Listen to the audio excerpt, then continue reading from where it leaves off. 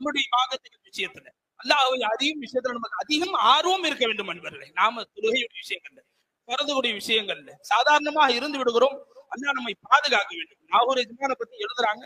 அவர்களுடைய மகனார் யூசுப் தாதா ரலியல்லாஹு தஆலா அவர்கள் தக்பீர் தஹரீமாக்கு வரல.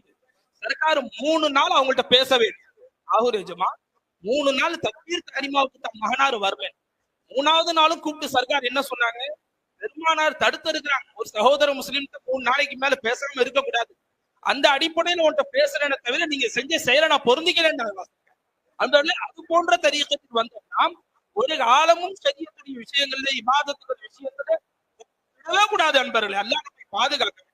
ஹஸரத் இமாம் ஷீராசி ரஹ்மத்துல்லாஹி அலைஹி மாபெரும் சூஃபியார்கள் அவர்கள் ஒலு செய்து கொண்டிருந்தார். அப்போது கையை கோதாமல் விட்டு விட்டார்கள். 2 விரல்களுக்கு மத்தியில கோதி கழுவுறதை விட்டுட்டாங்க.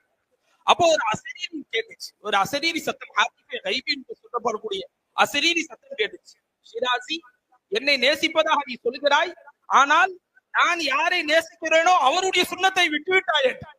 அல்லாஹ் அக்பர். இமாம் ஷிராசி ரஹ்மத்துல்லாஹி அழுது கொண்டே அலைந்தார்கள். ஒருவர் அவர்களிடம் கேட்டார், சர்க்கார் ஏன் இப்படி அழுகிறீங்கன்னு கேட்டார். அவர் சொன்னாங்க, நான் ரசூலுல்லாஹ்வுடைய ஒரு சுண்ணத்தை விட்டுவிட்டேன்.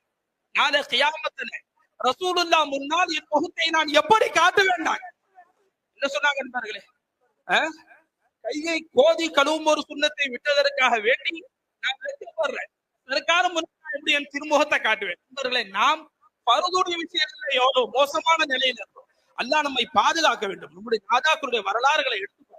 ஆச்சரியமா இருக்கு. இமாம் ஃபுதைல் இப்னு இயாஸ் ரஹ்மத்துல்லாஹி அலைஹி சர்க்கார் ஒழு செய்யும் பொழுது ஒரு தடவை 3 தடவை கழுகுவதற்கு பதிலாக 2 தடவை கழுகி விட்டாங்க.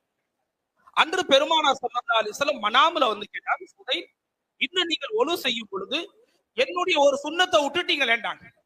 அதற்காக இமாம் ஃபுதைல் இப்னு இயாஸ் ரஹ்மத்துல்லாஹி அலைஹி வரலாறுல எழுதுறாங்க, 1 வருட காலம் அந்த ஒரு நஃபீலை விட்டதற்காக வேண்டி தினமும் 500 ரகாத் நஃபீல் தொழுதாங்க.